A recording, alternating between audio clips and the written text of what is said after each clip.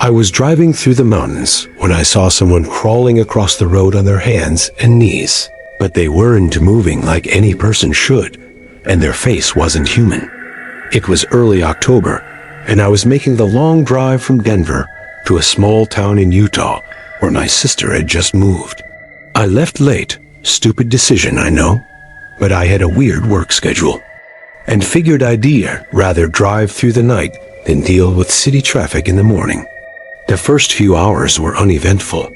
Just a lot of empty road, scattered pines, and those long, blind mountain curves that always make your heart beat a little faster. There was barely any cell signal, and I had no radio stations out there, so I was listening to an old playlist offline, trying to keep myself awake. It was about 2 o'clock in the morning when I hit the most remote stretch of highway. I remember it clearly. No streetlights, no cars ahead or behind, just my high beams cutting through the dark. And that's when I saw it.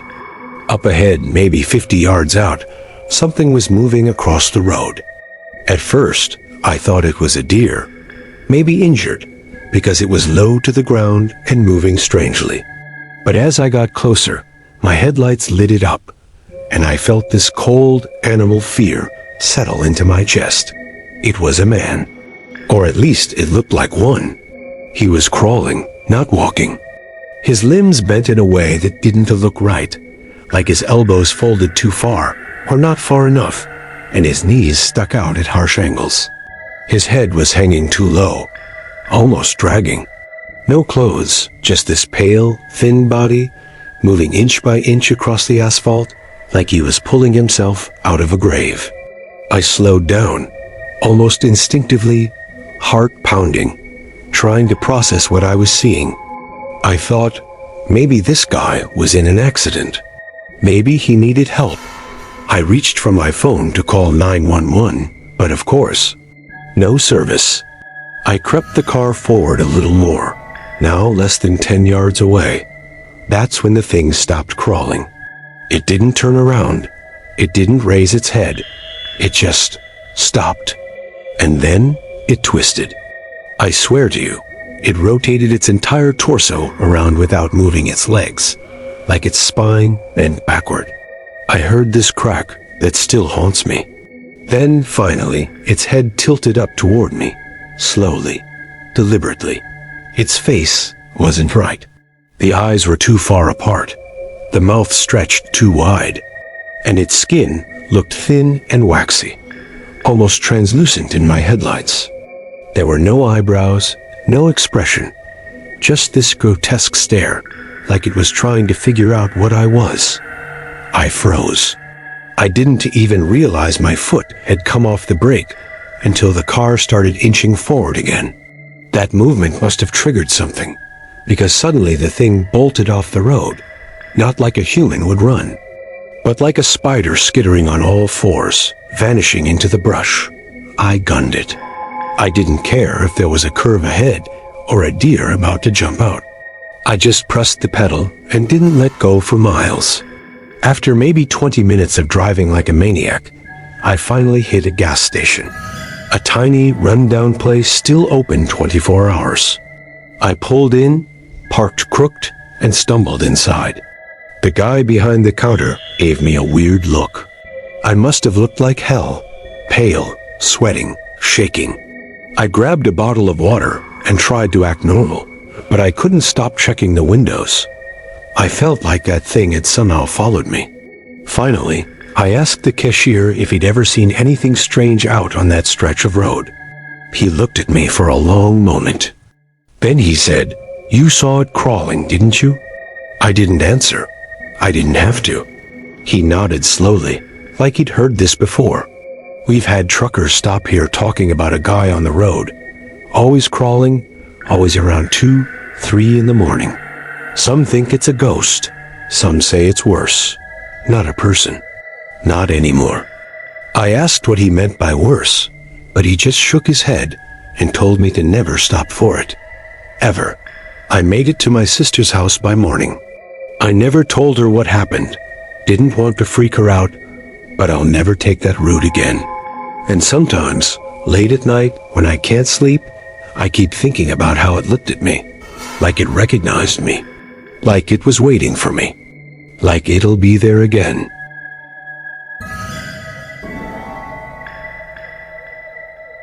He got in the passenger seat without saying a word, but when he finally spoke, the first thing he said was, "You still sleep with the closet door cracked open, right?" I was on I-90, somewhere between Montana and South Dakota, doing the kind of overnight drive you only agree to when you read too tired to care and too stubborn to pull over. It was close to 3I, and the highway was dead quiet. I'd been staring at nothing but painted lines and occasional roadkill for hours, half delirious from energy drinks and static-ridden radio. That's when I saw him. A lone figure standing just past the shoulder, thumb out, backpack slow over one shoulder. He wasn't dressed like most hitchhikers. He had clean jeans, a dark hoodie, and looked normal, young, maybe late 20s. Something about him felt off, sure, but I've always tried not to judge based on gut instinct alone. I drove past him, but then I thought about how cold it probably was out there, how I'd want someone to stop for me if I were in his shoes. So I hit the brakes and backed up.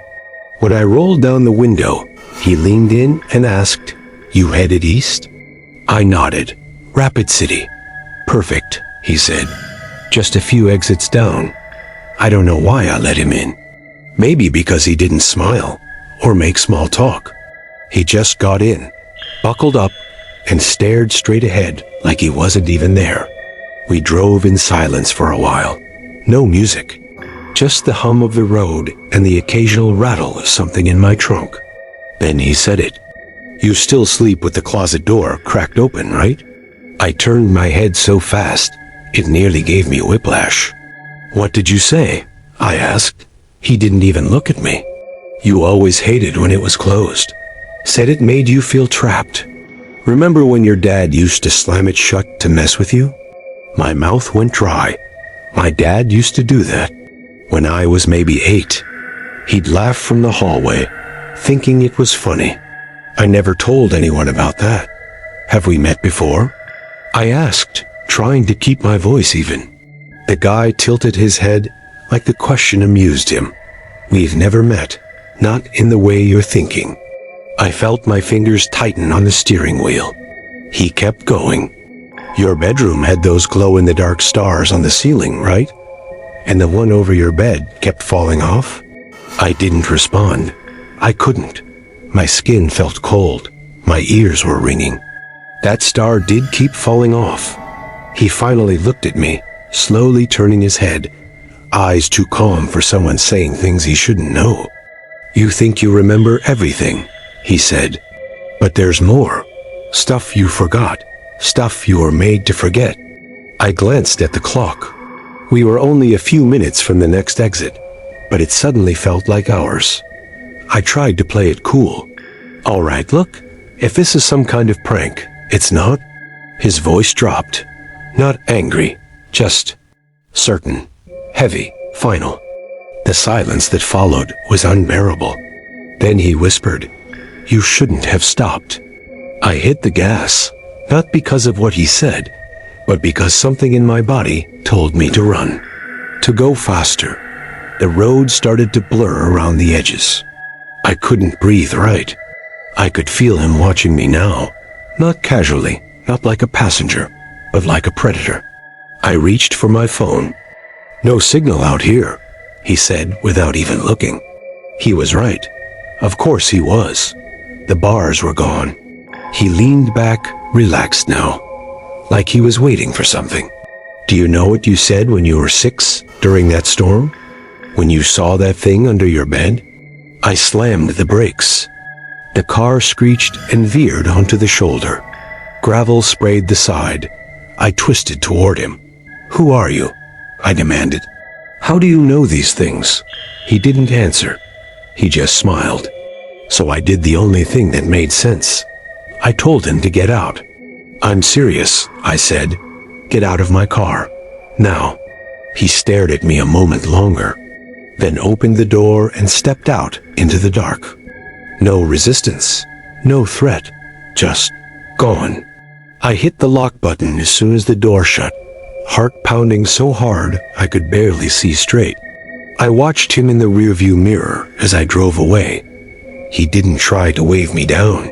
He just stood there, still, watching, until he faded from view. I didn't stop again until I hit a brightly lit gas station an hour later.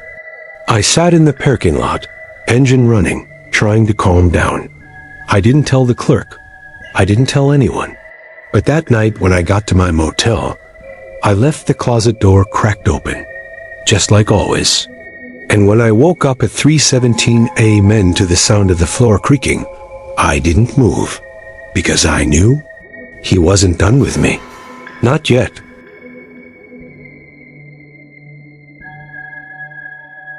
I kept checking my mirror, expecting the car behind me to pass, but it never did. It just stayed there, way too close. Even when I turned onto a dead-end road. It was just past midnight when I left my cousin Isa place in the hills outside of town. She lived way out in the rural part of Pennsylvania, the kind of area with more deer than people, where cell service dies as soon as the pavement does. I had about a 40-minute drive back home through foggy, winding back roads, and I wasn't thrilled about it. The air was thick with mist. My high beams barely cut through it, making everything look soft around the edges, like I was driving through a dream. I had the window cracked, letting in the cold, damp air to keep myself alert. There were no other cars out, just me and the dark. That's why I noticed the headlights so quickly. They showed up behind me just after I turned off the main road. I don't know how I missed them coming up, but suddenly there they were, a pair of old, yellow-tinged headlights in my rear view. The car was maybe 50 feet back, moving at the same pace I was. At first, I didn't think much of it. Maybe another local heading home late. But after a few miles, I started to get this feeling. That feeling you get when someone's watching you. The kind of unease that settles under your skin. The car stayed close, too close. Even when I sped up a little, so did they. When I slowed at a bend, they did too. Their lights never flickered, never drifted side to side, just locked in behind me, steady and silent. I started glancing in the mirror more often. The longer I looked, the more I realized something was wrong. I couldn't see the driver. Not just a vague silhouette or someone sitting back. I mean, I couldn't see anyone in the driver's seat at all. It looked empty, like the headlights were floating. I told myself maybe the windows were just tinted. Maybe the fog was playing tricks on my eyes. But something deep in my gut said otherwise. After about 10 minutes of this silent chase, I'd had enough. I decided to pull over. There was a small gravel turnout up ahead near an old closed-down general store. I slowed down, put on my signal, and rolled into the lot. The car followed, still about 50 feet behind me. It pulled in too, slowly, and then came to a stop in the middle of the turnout, engine still running, headlights beaming straight at my rear window. But no one got out. I sat there for a few seconds, heart racing, watching through my mirror. The fog seemed thicker here, curling around the edges of their headlights. I rolled down my window just enough to hear outside. Nothing. No footsteps, no voices. Just the low idle of their engine, and the sound of my own breathing. Finally, I got out of my car. I know, stupid, but something about not knowing was worse than whatever I thought I might see. I stepped into the fog and walked toward the other car. It was old, late 70s or early 80s, maybe. A dusty maroon sedan with rust around the wheel wells. It looked abandoned, except it wasn't. The headlights were on. The engine was running. But as I approached the driver's side window, I felt every hair on my arms rise. There was no one inside. No driver, no passenger, nothing in the backseat. I walked all the way around it, slow, like if I moved too fast, something might notice me. The windows weren't tinted. I could see everything: the cracked vinyl seats, the empty cup holder, the dust on the dash. Then I noticed the glove box was open. Inside was a single folded piece of paper, nothing else. I stood there for a long moment, debating whether to reach in. I finally did. The paper was old, like it had been handled too many times. I unfolded it carefully. It was a photo, black and white. A picture of a little boy standing next to a car, this car, same model, same color. On the back, in faded ink, was a date, 1984, and a name, my name. I dropped the photo and stepped back. That's when the engine cut off. The headlights dimmed, and something in the backseat, the empty backseat, shifted. I didn't wait. I ran back to my car, got in, and floored it. Gravel flew everywhere as I tore out of the lot and back onto the road. I didn't look back. I didn't stop until I was home. Door locked, lights on, hands still shaking. The next morning, I drove past that same turnout. The old car was gone. No sign it had ever been there. Not even tire marks in the gravel. But that night, when I went out to grab my charger from the car, I noticed something on my windshield. A photo, folded once. The same one I'd seen. The same date. The same name. Only this time, it wasn't just me in the picture. There was someone in the driver's seat, smiling.